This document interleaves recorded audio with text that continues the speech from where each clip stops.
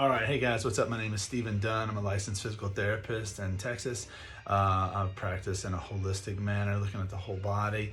And one of the things that people ask me about frequently is they're in here maybe for neck pain, maybe for shoulder pain, maybe for knee pain, and we end up typically finding problems with the hip flexors, in particular the psoas.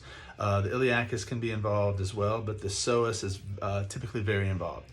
Now, I want to go over that a little bit because people always ask me, why are you so excited about the psoas? And I said, well, I'm excited about the psoas because it has such a negative effect on people and creates pain based on sitting excessively today. But the problem can lead to other areas of discomfort, not just where the psoas is. So the psoas is directly attached to each lumbar vertebra. So this green TheraBand right here, we're going to demonstrate as the psoas today. All right, as we look right into the front of the abdomen. Now it attaches to L1, 2, 3, 4, 5. It attaches to the side of the vertebra. It attaches to the disc. So every disc in the lumbar spine, the psoas attaches directly to it. And then it comes down and then it turns around. Let me wrap this up here for a second. It wraps around to the back of the femur. So it actually attaches to the posterior side of the femur called the lesser trochanter, okay? Now that's the psoas, and again, why is it important? Because we all sit too much. It's just a part of our culture today. Sitting is taking over, and with that, the hip flexor becomes tight.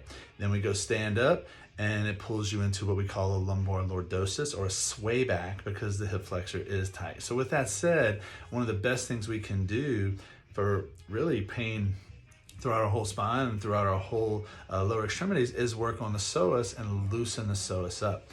Now, let me briefly discuss the iliacus because it's involved as well. The iliacus sits right here on the inside of the pelvic bone, and it also attaches to the same place in the back of the hip, the lesser trochanter, but it's only right here on the ilium, okay? Now, it's a very thin pancake-like muscle, whereas the psoas, we've already talked about, is round and kind of rope-like. So I just want to go over that a little bit because it's things that we address all the time. And the important part is once we release the psoas and iliacus is then we have to strengthen the multifidus, which is the antagonist muscle in the back. And the multifidus sits right in here, up and down the spine, and it goes from one segment to the next, or one segment to 2 above, or one segment to 3 above. So the multifidus is a bunch of what I call little finger-like muscles that go all the way up and down the spine.